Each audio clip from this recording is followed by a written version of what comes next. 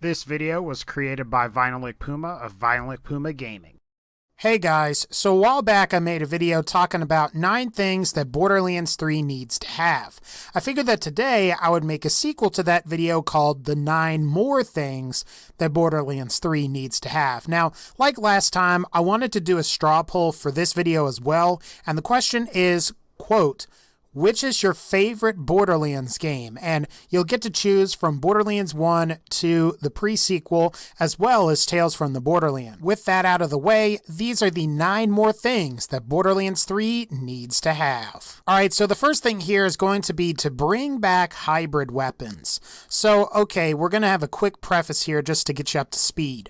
So in Borderlands 2, guns are generally defined by their barrel. So if you have a Sandhawk, it's a Sandhawk because it has the Sandhawk barrel. Or if you have a Norfleet, it's a Norfleet because it has the Norfleet barrel for rocket launchers.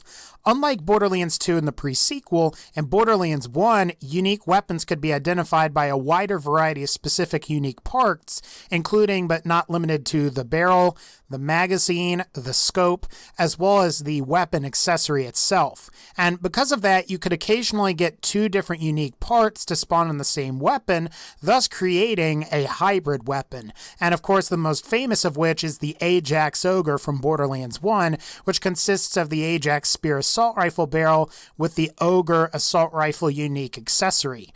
While you can make synthetic hybrids or modded weapons for Borderlands 2, having legit hybrids for Borderlands 3 would make farming much more interesting. I've got to say, I really like my Bone Shredder Savior. So the second thing here is going to be to bring back weapon proficiencies and ditch badass rank or bar.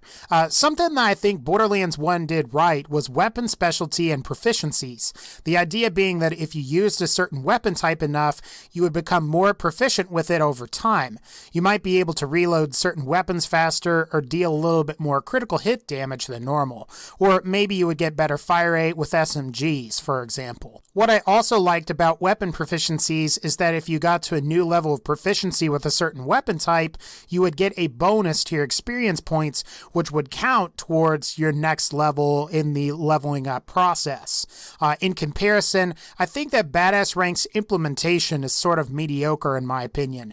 You have to play Borderlands 2 in the pre-sequel forever to really even see the benefits from the percentage-based bonuses, and it's really nice that it is infinite, but the grind isn't really worth it in my opinion. And it's also worth mentioning that Badass Rank can be modded, and I would say that many players that have had bad experiences with modders in Borderlands 2 in the pre-sequel were playing with someone that had modded bar. And the ability to deal ridiculous amount of damage regardless of the level of gear you're using is pretty insane. What I will say is if Gearbox decides to go with Badass Rank again, I think it needs to be capped this time. So the third thing is going to be flying and other new vehicles. So I like Borderlands 2's Bandit Technical and Doll Runner, as well as the pre-sequel's Doll Stingray. However, I've always thought it was weird that you couldn't pilot a Buzzard in Borderlands 2, or some of the small jet fighters that you see in Borderlands the pre-sequel. This scenario sort of reminds me with how Halo 1,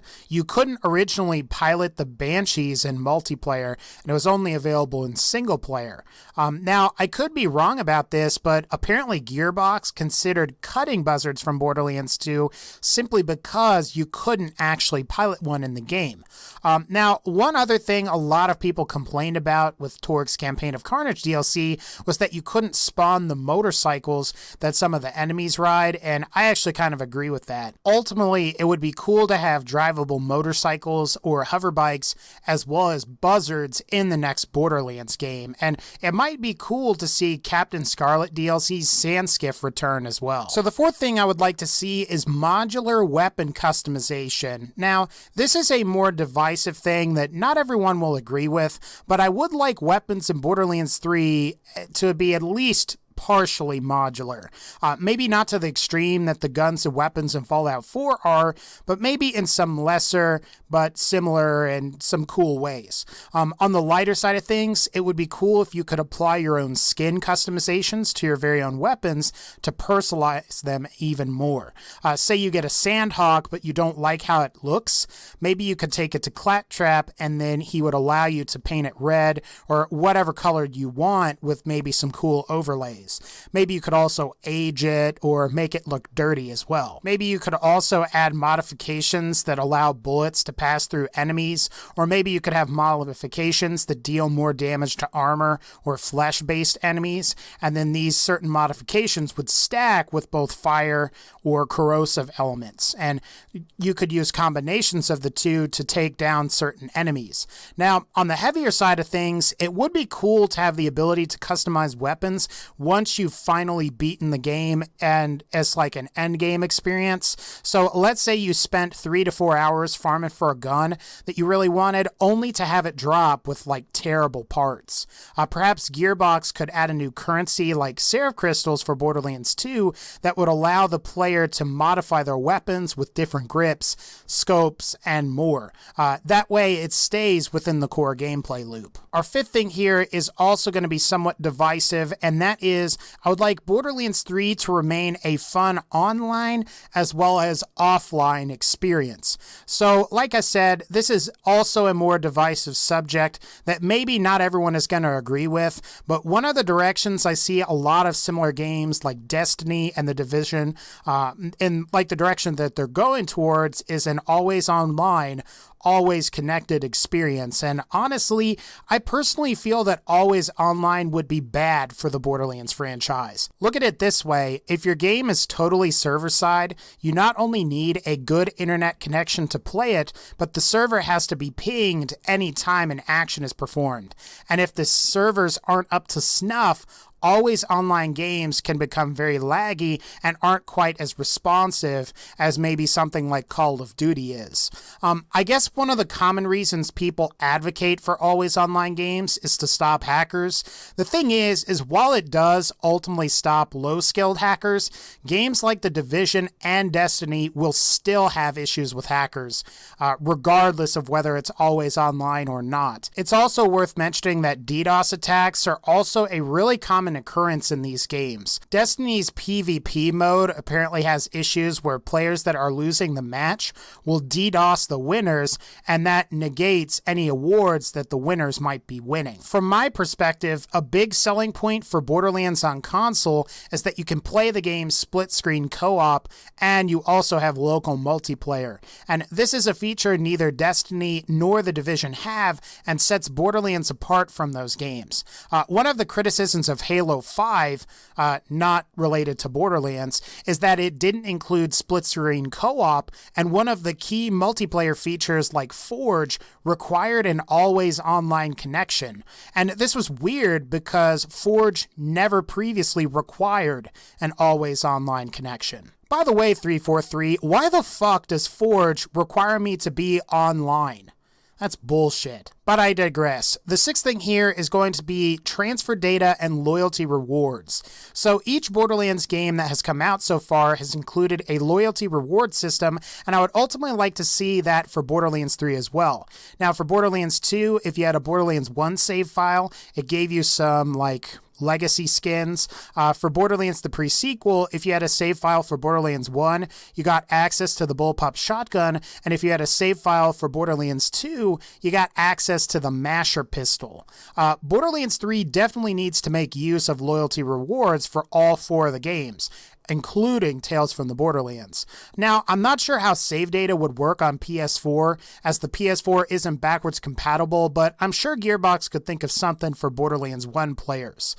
Maybe Gearbox could remake Borderlands 1 for next-gen consoles. I definitely don't think anyone would be pissed off about that. But I digress. It would be cool if you could get a unique loyalty reward weapon for each game, sort of like you do in the pre-sequel, except maybe if you had save data for all 4 of the games, you would also get another special relic or OzKit type item as well. So the seventh thing here is going to be the return of the grinder. So Borderlands the pre-sequel featured a grinder, which I definitely thought was a good idea. However, it was ultimately underutilized. There also weren't very many recipes for it, which I think is a shame, as the grinder reminds me a lot of Diablo 2's Horadric Cube, which was actually somewhat complex. Diablo 2 had exclusive transmuted items that could only be attained via the Horadric Cube that were ideal for players that weren't rich or twinked within that game's economy. It was really a great way to obtain quality gear to make some of the later playthroughs easier, and if Gearbox had incorporated this into Borderlands 3, it might make Ultimate Vault Hunter mode for Borderlands 3 a little bit easier than it was for Borderlands 2. We're not necessarily talking about a difficulty decrease, but maybe a way to have slag weapons earlier, if that makes sense. The grinder could actually be a cool way to obtain Borderlands 3's hybrids if Gearbox decides to have those back in the game. Regardless, it seems like you could definitely get special weapons that look like they're mashed together as well, and you might even be able to introduce a new rarity. The 8th thing here is going to be an FOV slider on the console versions of Borderlands 3. Now, I'm not so worried about this on the PC version, because I know Borderlands 3 will have an FOV slider, but the console versions really need an FOV slider. Xbox One and PS4 users know what I'm talking about, but for Xbox 360 and PS3 players out there, FOV stands for field of view, and having a larger field of view makes it easier to see your surroundings and also makes your movement speed feel faster without actually increasing your player character's run or walk speed. Now, the Handsome Collection has this feature, and in my opinion, it makes that version of Borderlands 2 and the pre-sequel that much more playable. It also makes the overall gameplay feel faster, and since FOV sliders are appearing in more console games, I really think Gearbox should add this feature to the console versions of Borderlands 3. Our 9th and final thing here is going to be to bring back Atlas and the Crimson Lance. It would be really cool to see a resurrected Atlas in Borderlands 3. Now, I won't spoil any tales from the Borderlands plot or anything like that, but I do think that this is actually a likely scenario based on some of the events in that game. So maybe I spoiled it a little bit, but I didn't spoil everything. Sorry if I spoiled anything. Anyway, I'd also like to see some of the old Atlas weapons return, like the Cyclops, the Troll, the Ajax Spear, Kyros Power, and maybe some of the other weapons as well. After playing Borderlands 1, it's a shame that we lost another great weapons manufacturer, and hopefully they will return in Borderlands 3. Alright guys, that's going to wrap up this particular video. If you like this video, please be sure to leave a like. Let me know what you want for Borderlands 3. Be sure to support that straw poll and vote in it. But otherwise, again, take care, and I'll see y'all next time.